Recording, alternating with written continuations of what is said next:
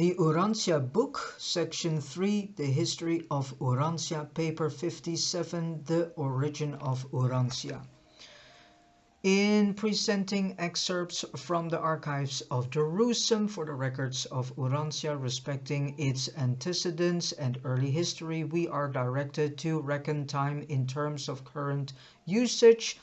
The present leap year calendar of 365 and 1/4 day to the year. As a rule, no attempt will be made to give exact years. Though they are of record, we will use the nearest whole numbers as the better method of presenting these historic facts. When referring to an event as a 1 or 2 millions of years ago, we intend to date such an occurrence back that number of years from the early decades of the 20th century of the so-called Christian era. We will thus depict these far distant events as occurring in even periods of thousands, millions, and billions of years. 1. The Andronover Nebula. Urantia is of origin in your Sun, and your Sun is one of the multivarious offspring of the Andronover Nebula, which was one time organized as a component part of the physical power and material matter of the local universe of Nebadon, and this great nebula itself took origin in the universal force charge of space in the superuniverse of Orphanton a long time ago. At the time of the beginning of this recital, the primary master force organizers of Paradise had long been in full control of the space energies, which were later organized as the Andronover Nebula.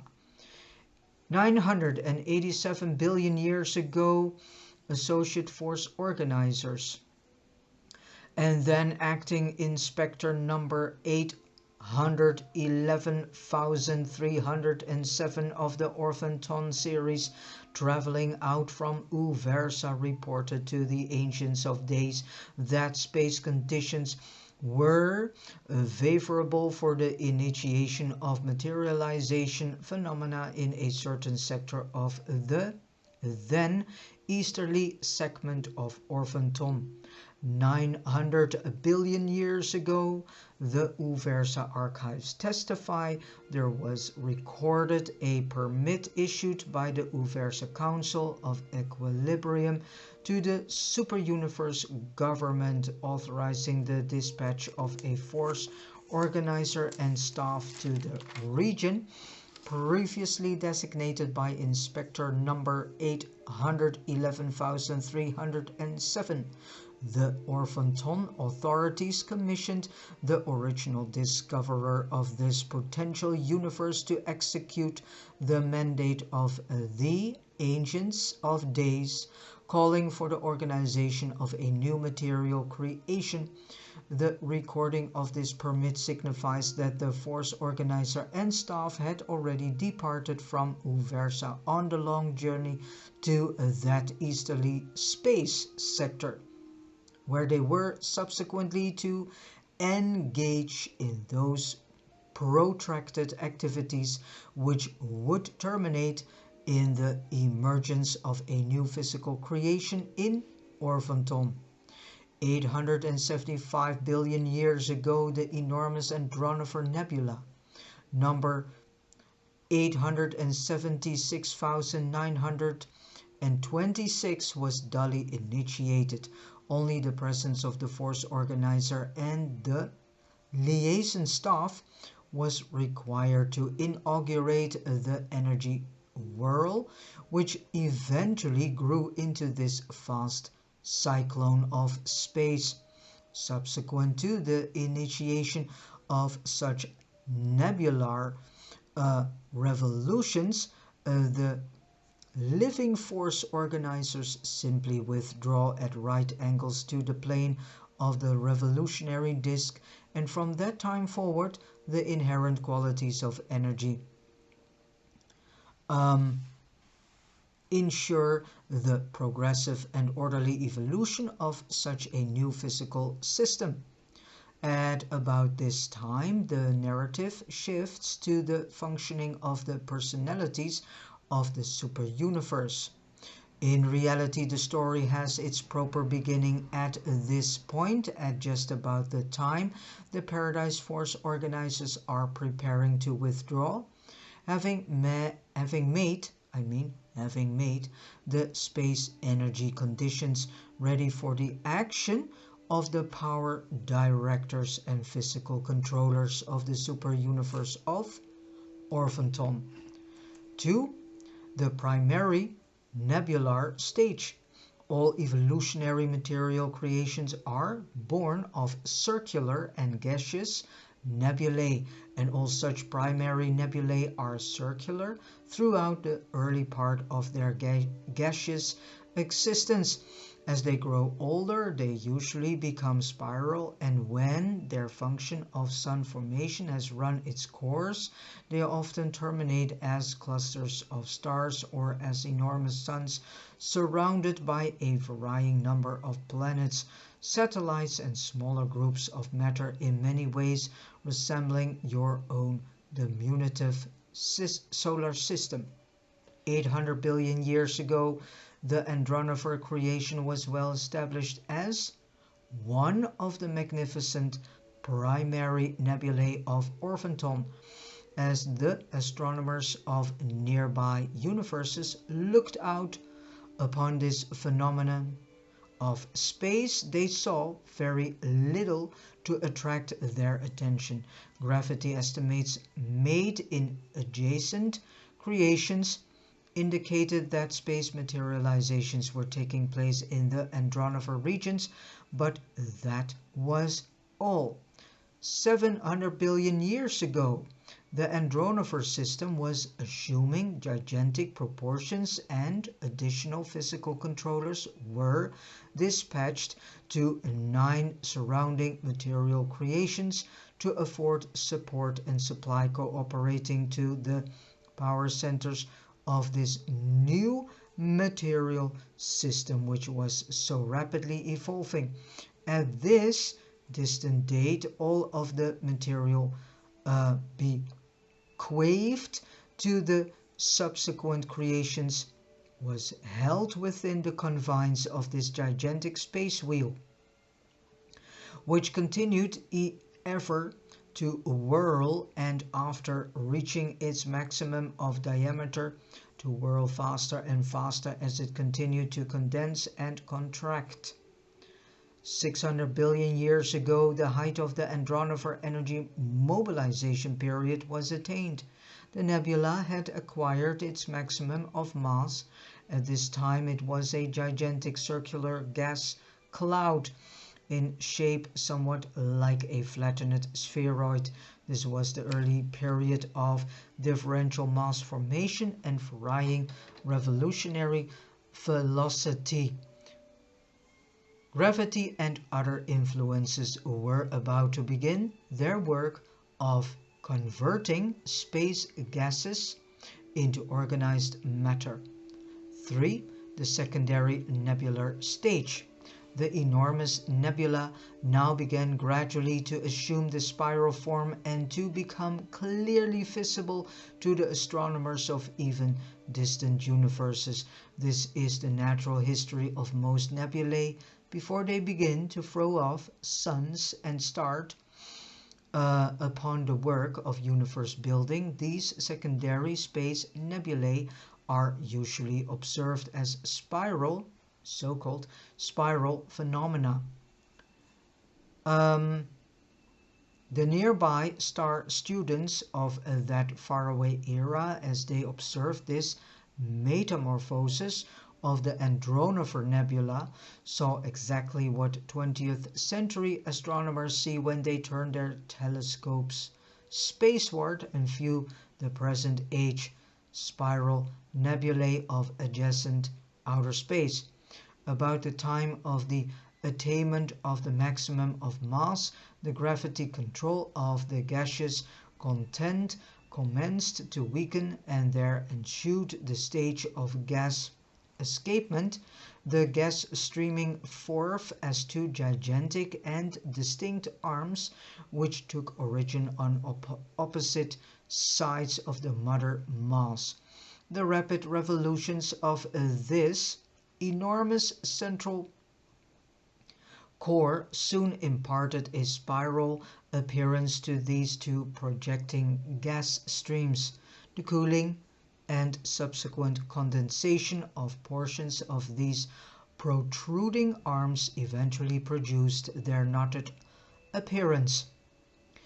These denser portions were vast systems and subsystems of physical matter whirling through space in the midst of the gaseous and subsystems of physical matter whirling through space,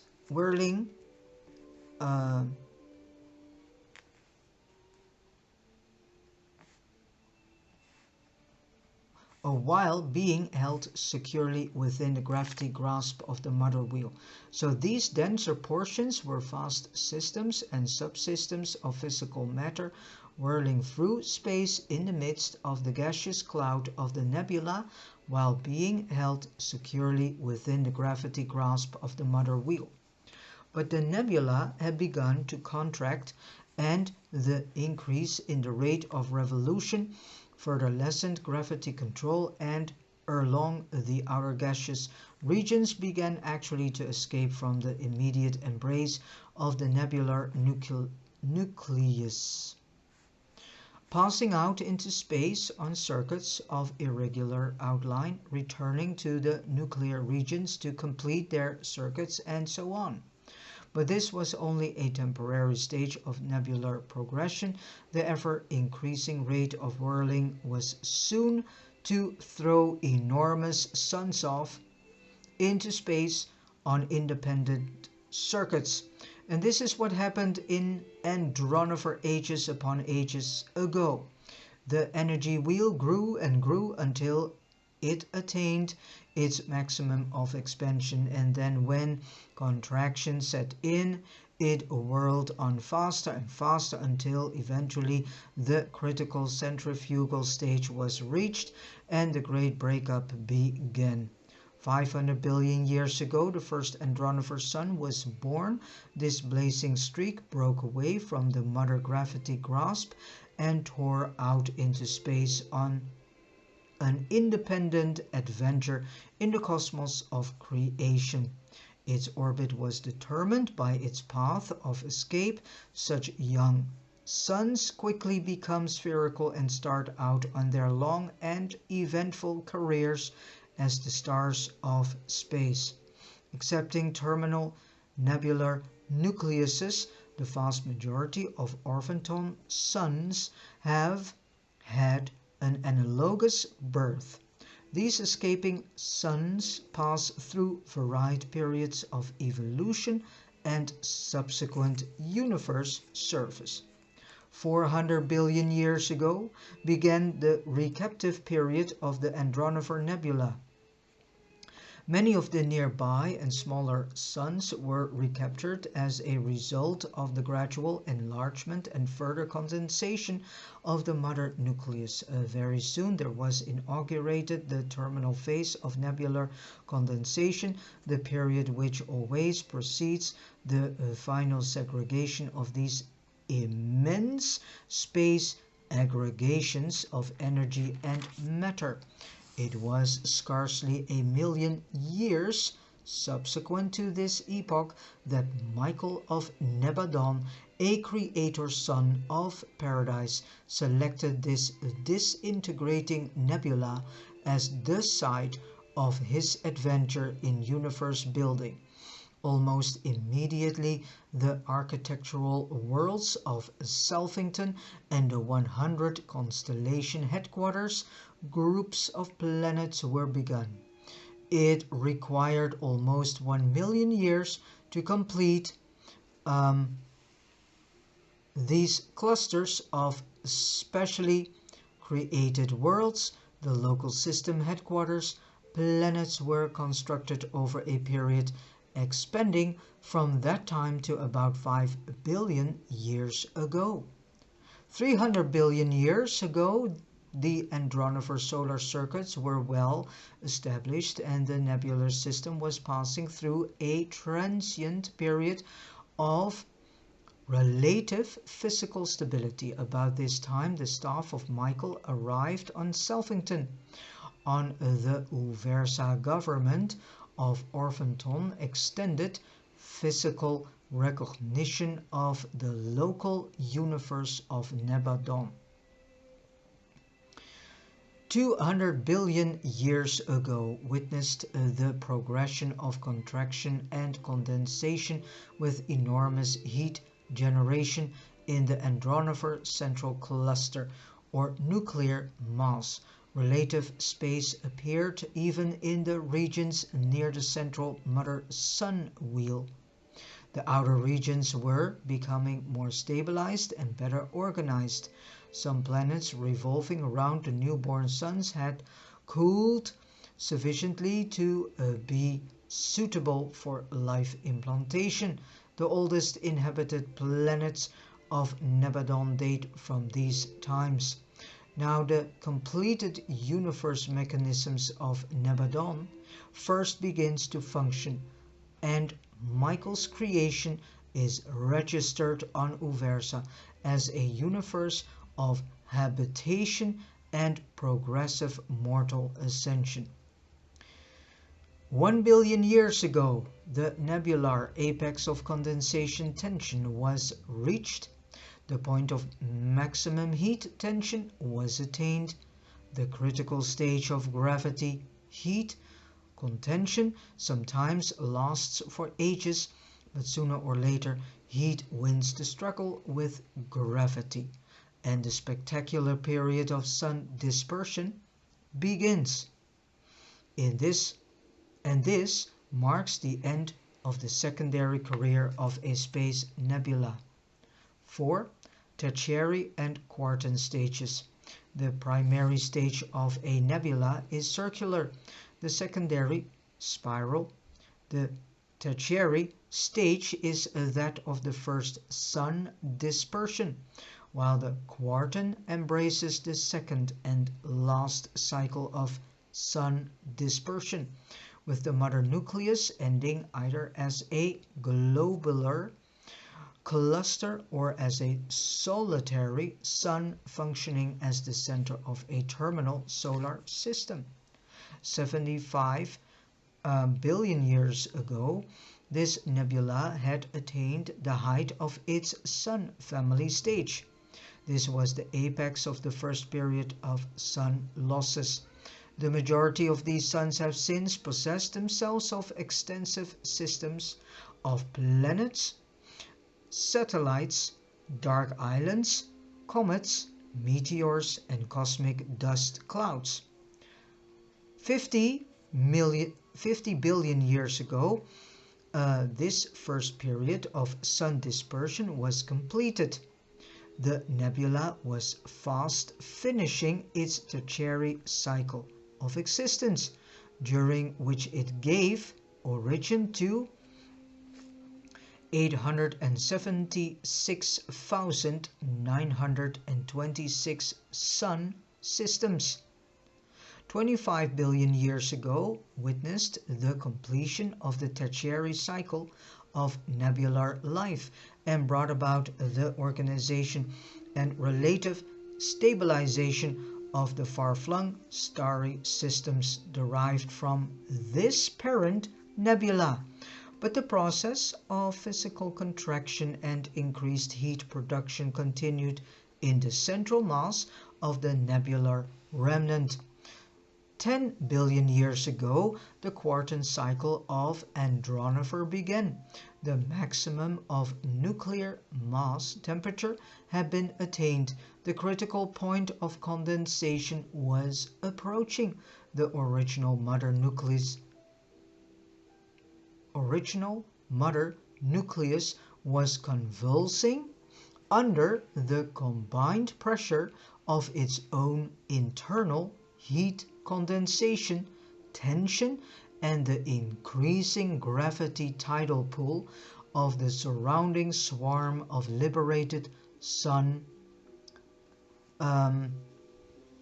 systems. The nuclear eruptions, which were to inaugurate the second nebular sun cycle, were imminent. The quartan cycle of nebular existence was about to begin. 8 billion years ago, the terrific terminal eruption began. Only the outer systems are safe at the time of such a cosmic upheaval, and this was the beginning of the end of the nebula. This final sun disgorgement extended over a period of almost 2 billion years. 7 billion years ago witnessed the height of the Andronover terminal breakup. This was the period of the birth of the larger terminal suns and the apex of the local physical disturbances. 6 billion years ago marks the end of the terminal breakup and the birth of your sun, the 56th from the last of the Andronover second solar family. This final eruption of the nebular nucleus gave birth to 136,702 suns, most of them solitary orbs. The total number of suns and sun systems having origin in the Andronover Nebula was 1,013,628. The number of the solar system sun is 1,013,572. And now the great Andronover Nebula is no more, but it lives on in the many suns and their planetary families which originated in this mother cloud of space. The final nuclear remnant of this magnificent nebula still burns with a reddish glow and continues to give forth moderate light and heat to its remnant planetary family of 165 worlds, which now revolve about this venerable mother of two mighty generations of monarchs of light. 5. Origin of Urantia, the Urantia solar system.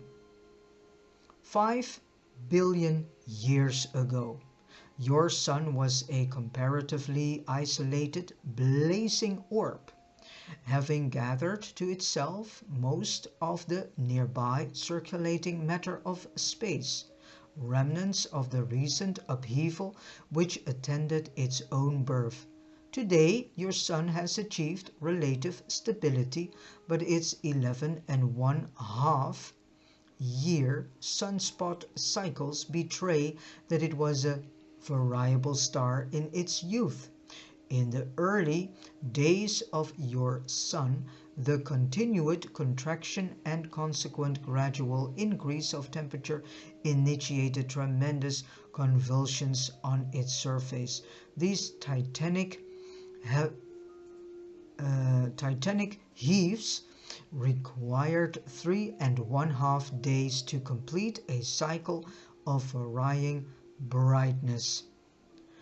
This variable state, this periodic pulsation, rendered your sun highly responsive to certain outside influences, which were to be shortly encountered. Thus was the stage of local space set for the unique origin of Urantia, that being the name of your sun's planetary family, the solar system to which your world belongs. Less than 1% of the planetary systems of Orvonton have had a similar origin. 4.5 billion years ago, the enormous Angona system began its approach to the neighborhood of this solitary sun. The center of this great system was a dark giant of space, solid, highly charged, and possessing tremendous gravity pull. As Angona more closely approached the sun at moments of maximum expansion during solar pulsations, streams of gaseous material were shot out into space as gigantic solar tongues. At first, these flaming gas tongues would invariably fall back into the sun, but as Angona drew nearer and nearer, the gravity pull of the gigantic visitor became so great that these tongues of a gas would break off at certain points, the roots falling back into the sun, while the outer sections would become detached to form independent bodies of matter. Outer sections, better said, solar meteorites, which immediately started to revolve about the sun in elliptical orbits of their own. As the Angona system drew nearer, the solar extrusions grew larger and larger. More and more matter was drawn from the sun to become independent, circulating bodies in surrounding space. This situation developed for about 500,000 years, until Angona made its closest approach to the sun, whereupon the sun, in conjunction with one of its periodic internal convulsions, experienced a partial disruption from opposite sides, and simultaneously enormous volumes of matter were disgorged. From the Angona side there was drawn out a vast column of solar gases, rather pointed at both ends and markedly bulging at the center, which became permanently detached from the immediate gravity control of the sun. This great column of solar gases, which was thus separated from the sun, subsequently evolved into the 12 planets of the solar system. The repercussional ejection of gas from the opposite side of the sun in tidal sympathy,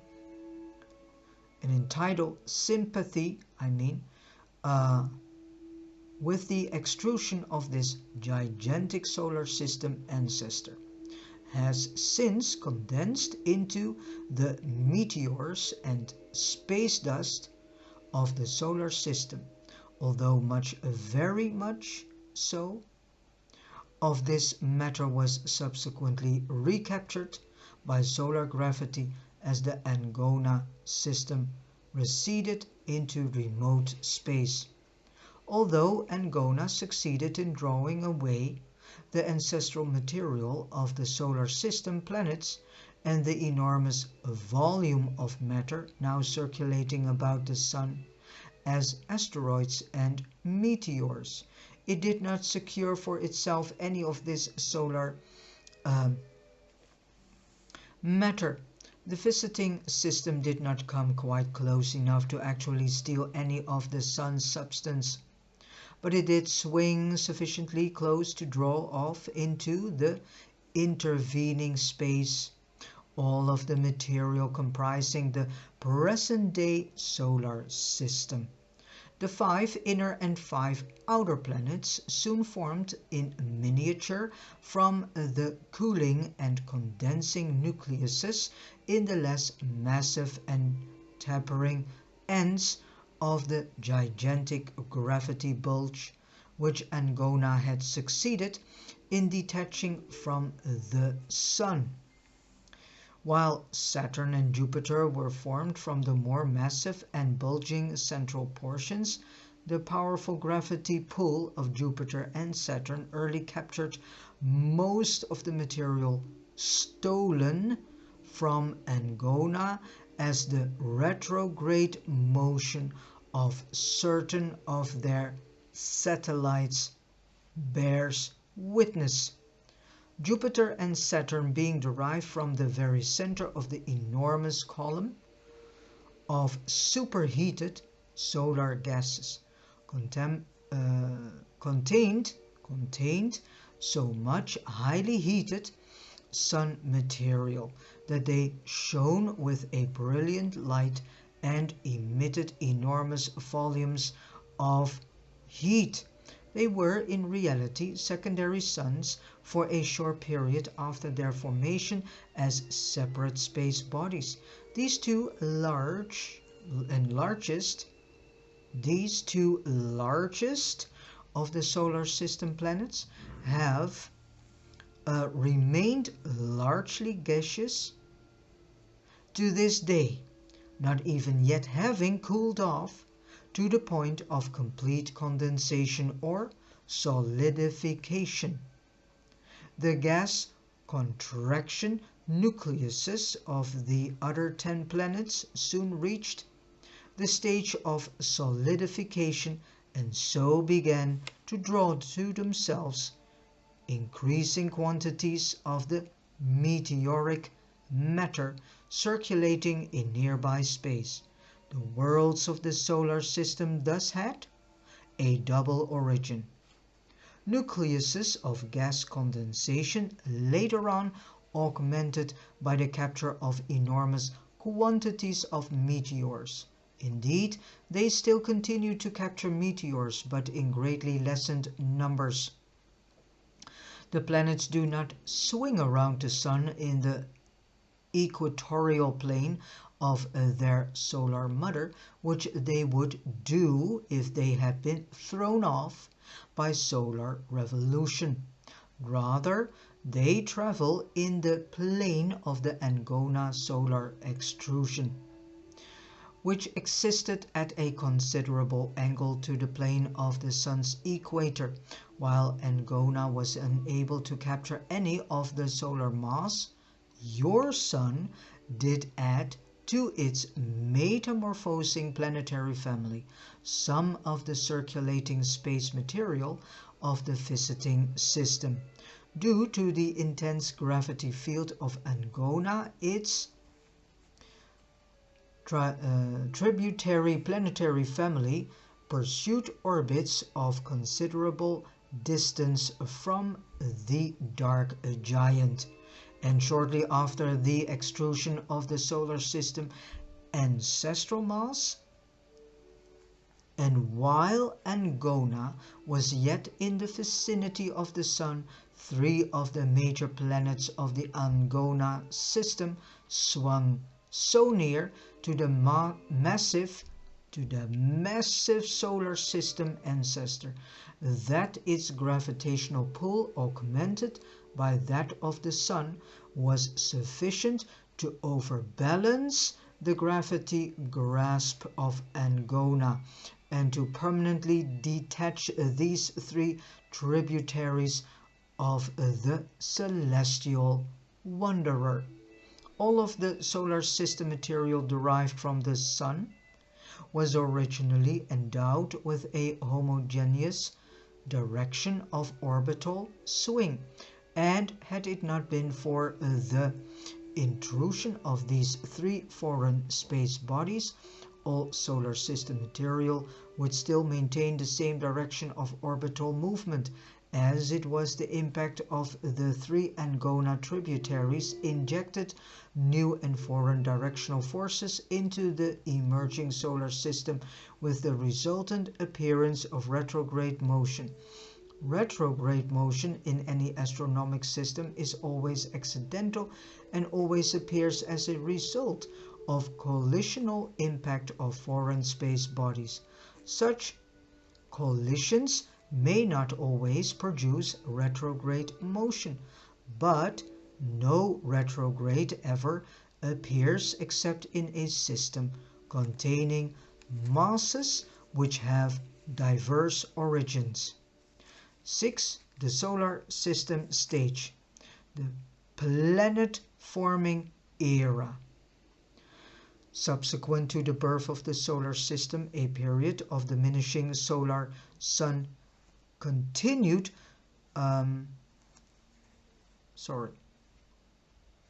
Subsequent to the birth of the solar system, a period of diminishing solar disgorgement ensued.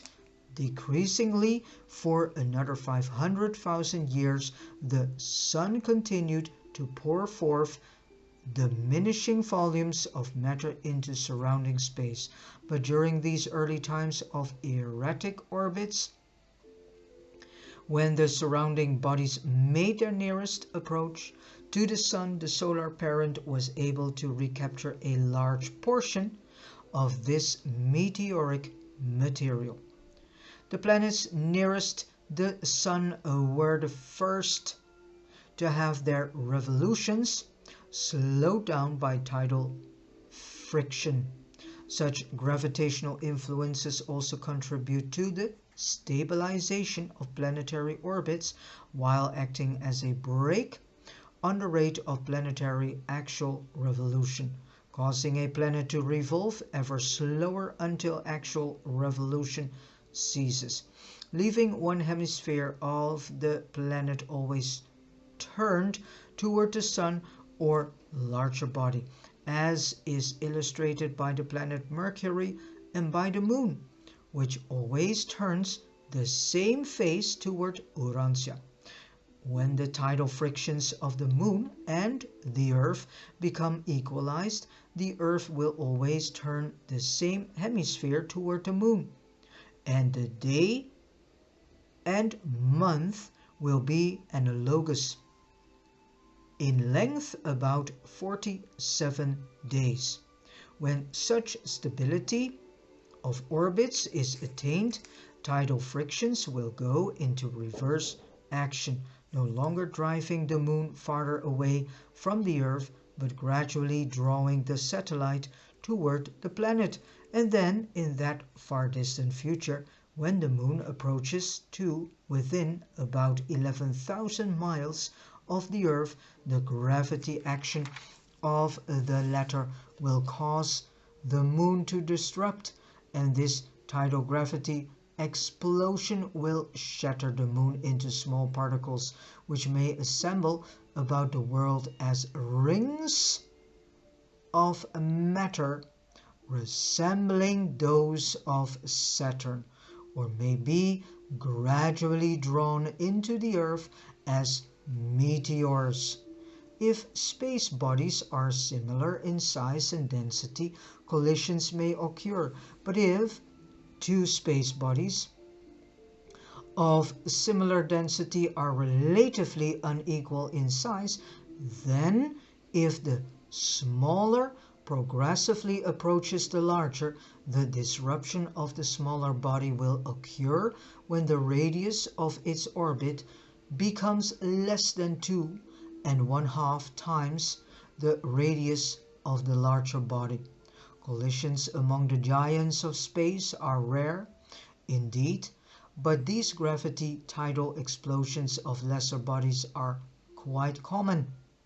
Shooting stars occur in swarms because they are the fragments of larger bodies of matter which have been disrupted by tidal gravity exerted by nearby and still larger space bodies. Saturn's rings are the fragments of a disrupted satellite. One of the moons of Jupiter is now approaching dangerously near the critical zone of tidal disruption, and within a few million years will either be claimed by the planet or will undergo gravity tidal disruption. The fifth planet of the solar system of long ago traversed an irregular orbit, periodically making closer and closer approach to Jupiter until it entered the critical zone of gravity tidal disruption, was swiftly fragmentized, and became the present-day cluster of asteroids. 4 billion years ago witnessed the organization of the Jupiter and Saturn systems, much as observed today except for their moons, which continued to increase in size for several billions of years. In fact, all of the planets and satellites of the solar system are still growing as the result of continued meteoric captures. 3.5 billion years ago, the condensation nucleuses of the other 10 planets were well formed, and the cores of most of the moons were intact, though some of the smaller satellites later united to make the present-day larger moons. This age may be regarded as the era of planetary assembly. 3 billion years ago, the solar system was functioning much as it does today. Its members continued to grow in size as space meteors continued to pour in upon the planets and their satellites at a prodigious rate. About this time, your solar system was placed on the physical registry of Nebadon and given its name Monmatia. 2.5 billion years ago, the planets had grown immensely in size. Urantia was a well-developed sphere, about 1/10 its present mass, and was still growing rapidly by meteoric accretion. All of this tremendous activity is a normal part of the making of an evolutionary world on the order of Urantia and constitutes the astronomic preliminaries to the setting of the stage for the beginning of the physical evolution of such worlds of space in preparation for the life adventures of time. 7. The meteoric era, the volcanic age, the primitive planetary atmosphere. Throughout these early times, the space regions of the solar system were swarming with small disruptive and condensation bodies, and in the absence of a protective combustion atmosphere, such space bodies crashed directly on the surface of Urantia. These incessant impacts kept the surface of the planet more or less heated, and this together with the increased action of gravity as the sphere grew larger began to set in operation those influences which gradually caused the heavier elements, such as iron, to settle more and more toward the center of the planet. 2 billion years ago, the Earth began decidedly to gain on the Moon. Always had the planet been larger than its satellite, but there was not so much difference in size until about this time, when enormous space bodies were captured by the Earth. Urantia was then about 1/5 its present size and had become large enough to hold the primitive atmosphere, which had begun to appear as a result of the internal elemental contest between the heated interior and the cooling crust. Definite volcanic action dates from these times. The internal heat of the Earth continued to be augmented by the deeper and deeper burial of the radioactive or heavier elements brought in from space by the meteors.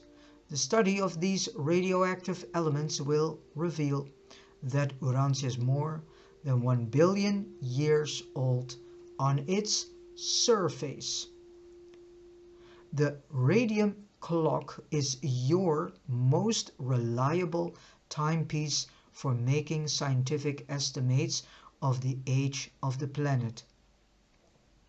But all such estimates are too short, because the radioactive materials open to your scrutiny are all derived from the Earth's surface and hence represent Urantia's comparatively recent acquirements of these elements. 1.5 billion years ago, the Earth was 2/3 its present size, while the Moon was nearing its present mass. Earth's rapid gain over the Moon in size enabled it to begin the slow robbery of the little atmosphere which its satellite originally had. Volcanic action is now at its height. The whole Earth is a veritable fiery inferno, the surface resembling its earlier molten state before the heavier metals gravitated toward the center. This is the volcanic age. Nevertheless, a crust consisting chiefly of the comparatively lighter granite is gradually forming. The stage is being set for a planet which can someday support life. The primitive planetary atmosphere is slowly evolving, now containing some water vapor, carbon monoxide, carbon dioxide, and hydrogen chloride. But there is little or no free nitrogen or free oxygen. The atmosphere of a world in the volcanic age presents a queer spectacle. In addition to the gases enumerated, it is heavily charged with numerous volcanic gases, and as the air belt matures with the combustion products of the heavy meteoric showers which are constantly hurtling in upon the planetary surface. Such meteoric combustion keeps the atmospheric oxygen very nearly exhausted, and the rate of meteoric bombardment is still tremendous. Presently, the atmosphere became more settled and cooled sufficiently to start precipitation of rain on the hot rocky surface of the planet. For thousands of years, Urantia was enveloped in one vast and continuous blanket of steam, and during these ages the sun never shone upon the Earth's surface. Much of the carbon of the atmosphere was abstracted to form the carbonates of the various metals which abounded in the superficial layers of the planet. Later on, much greater quantities of these carbon gases were consumed by the earlier and prolific plant life.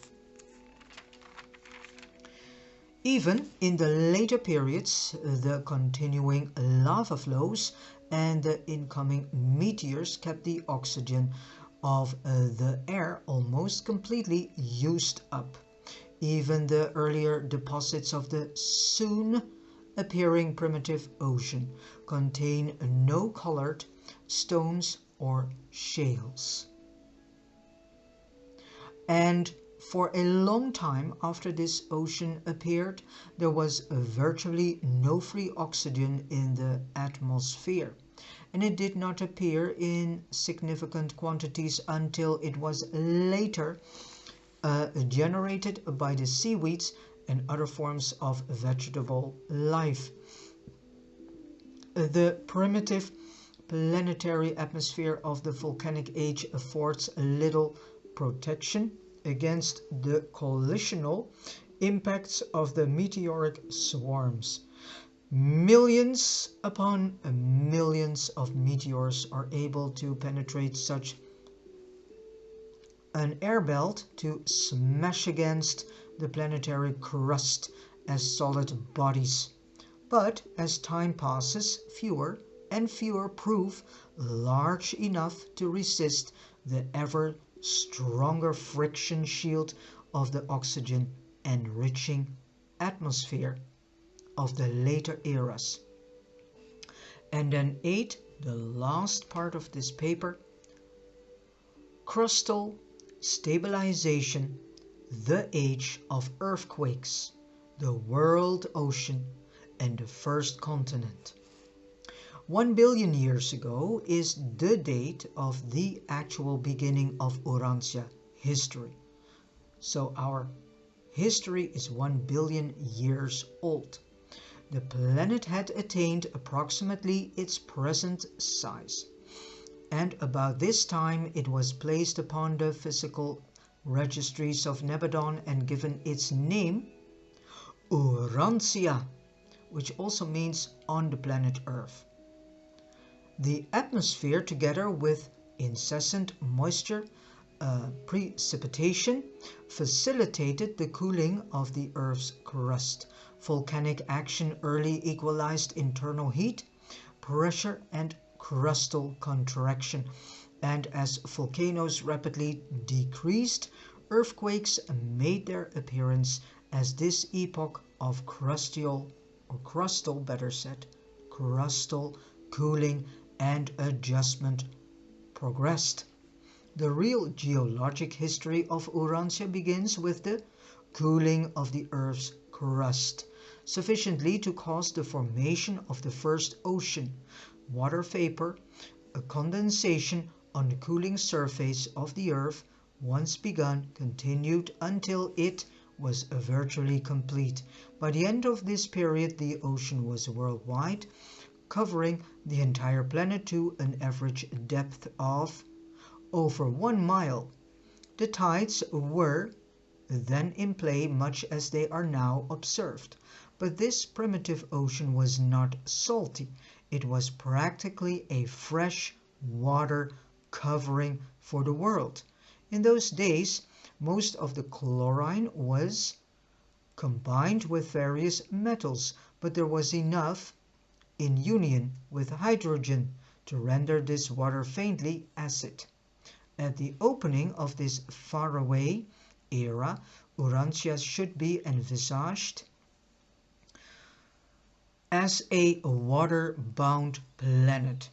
Later on, deeper and hence denser lava flows came out upon the bottom of the present Pacific Ocean, and this part of the water-covered surface became considerably depressed.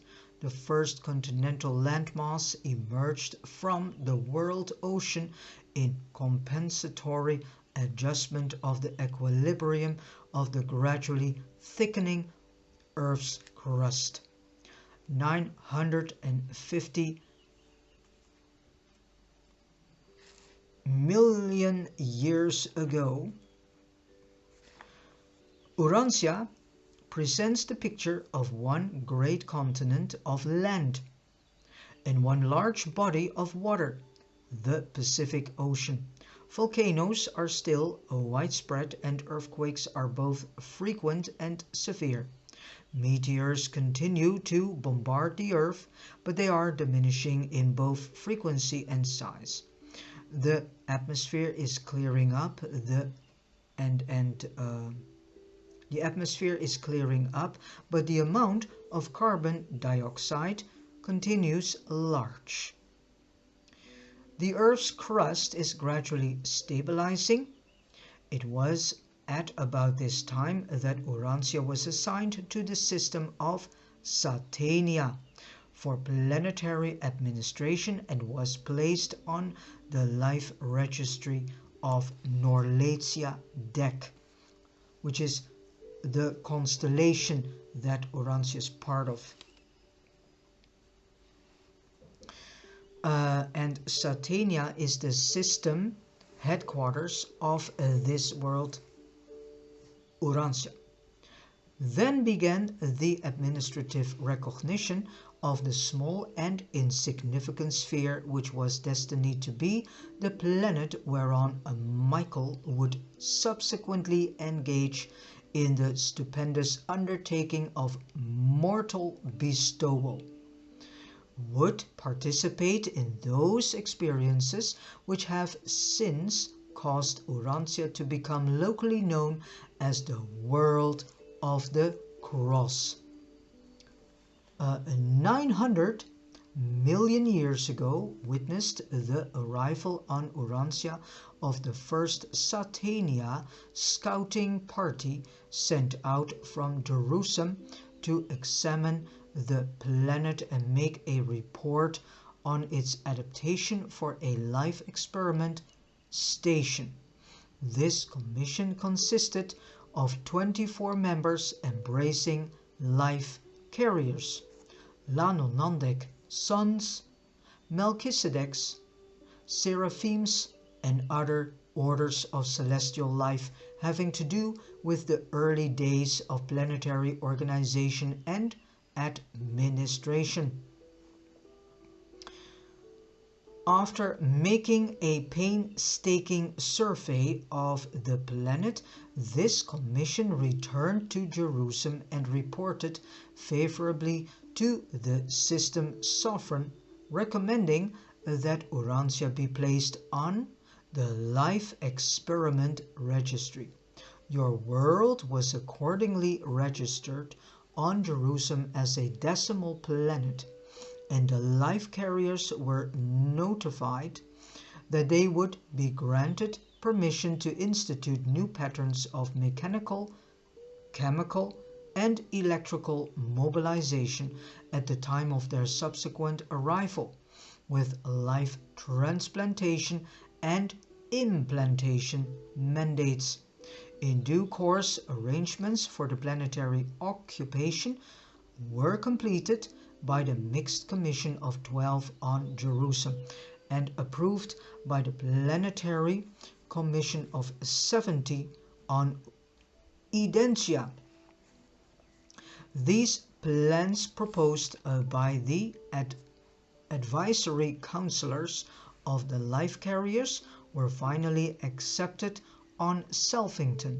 Soon thereafter, the Nebadon broadcasts carried the announcement that Urantia would become the stage whereon the life carriers would execute their 60th Satania experiment, designed to amplify and improve the Satania type of the Nebadon life patterns. And Urantia is the headquarters of our constellation Norlegia Dec. Jerusalem is the headquarters of our local system of Satania. Selfington is the capital of Nebadon. Our local universe is surrounded by 10 university clusters of 49 spheres.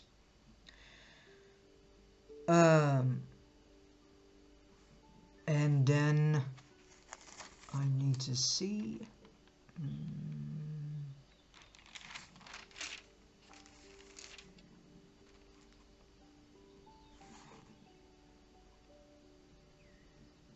Yeah, and all this information you can find in the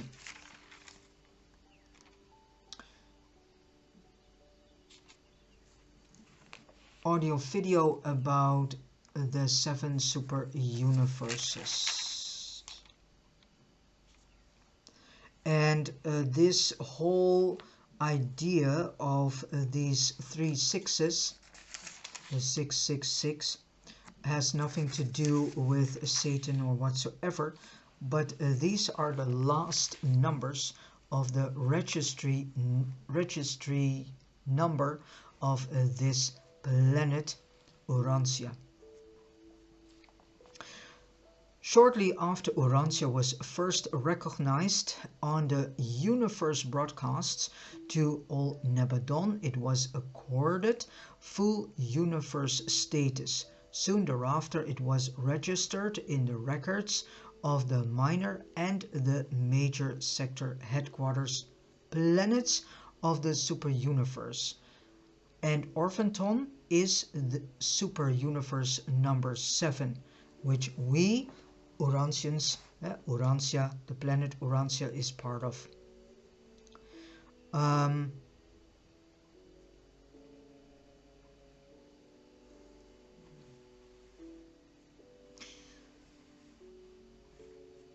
And before this age was over, Urantia had found entry on the planetary life registry of Uversa. This entire age was characterized by frequent and violent storms. The early crust of the Earth was in a state of continual flux. Surface cooling alternated with immense lava flows. Nowhere can there be found on the surface of the world anything of this original planetary crust. It has all been mixed up too many times with extruding lavas of deep origins, and admixed with subsequent deposits of the early world-wide ocean. Nowhere on the surface of the world will there be found more of the modified remnants of these ancient pre-ocean rocks than in northeastern Canada, around Hudson Bay. This extensive granite elevation is composed of stone belonging to the pre-oceanic ages. These rock layers have been heated, bent, twisted, upcrumpled, and again have they passed through these distorting, metamorphic experiences. Throughout the oceanic ages, enormous layers of fossil-free, stratified stone were deposited on this ancient ocean bottom. Limestone can form as a result of chemical precipitation. Not all of the older limestone was produced by marine life deposition. In none of these ancient rock formations will there be found evidences of life. They contain no fossils unless, by some chance, later deposits of the water ages have become mixed with these older pre-life layers. The Earth's early crust was highly unstable, but mountains were not in process of formation. The planet contracted under gravity pressure as it formed. Mountains are not the result of the collapse of the cooling crust of a contracting sphere. They appear later on as a result of the action of rain, gravity, and erosion. The continental landmass of this era increased until it covered almost 10% of the Earth's surface. Severe earthquakes did not begin until the continental mass of land emerged well above the water. When they once began, they increased in frequency and severity for ages. For millions upon millions of years, earthquakes have diminished, but Urantia still has an average of 15 daily. 850 million years ago, the first real epoch of the stabilization of the Earth's crust began. Most of the heavier metals had settled down toward the center of the globe. The cooling crust had ceased to cave in on such an extensive scale as in former ages. There was established a better balance between the land extrusion and the heavier ocean bed. The flow of the subcrustal lava bed became well nigh worldwide, and this compensated and stabilized the fluctuations due to cooling, contracting, and superficial shifting. Volcanic eruptions and earthquakes continued to diminish in frequency and severity. The atmosphere was clearing of volcanic gases and water vapor, but the percentage of carbon dioxide was still high. Electric disturbances in the air and in the earth were also decreasing. The lava flows had brought to the surface a mixture of elements which diversified the crust, and better insulated the planet from certain space energies. And all of this did much to facilitate the control of terrestrial energy and to regulate its flow, as is disclosed by the functioning of the magnetic poles. 800 million years ago witnessed the inauguration of the first great land epoch, the age of increased continental emergence, since the condensation of the Earth's hydrosphere, first into the world ocean and subsequently into the Pacific Ocean. This latter body of water should be visualized as then covering 9/10 of the Earth's surface. Meteors falling into the sea accumulated on the ocean bottom, and meteors are, generally speaking, composed of heavy materials. Those falling on the land were largely oxidized, subsequently worn down by erosion and washed into the ocean basins. Thus the ocean bottom grew increasingly heavy, and added to this was the weight of a body of water at some places 10 miles deep. The increasing downthrust of the Pacific Ocean operated further to upthrust the continental landmass.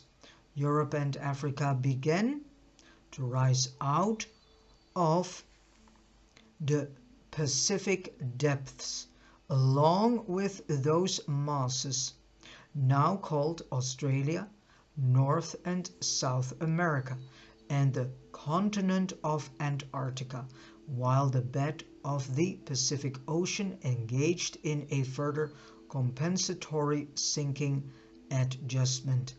By the end of this period, almost 1/3 of the Earth's surface consisted of land, all in one continental body.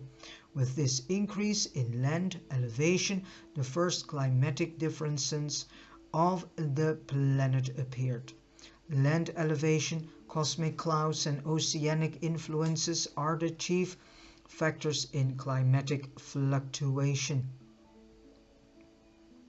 The backbone of the Asiatic land mass reached a height of almost 9 miles at the time of the maximum land emergence.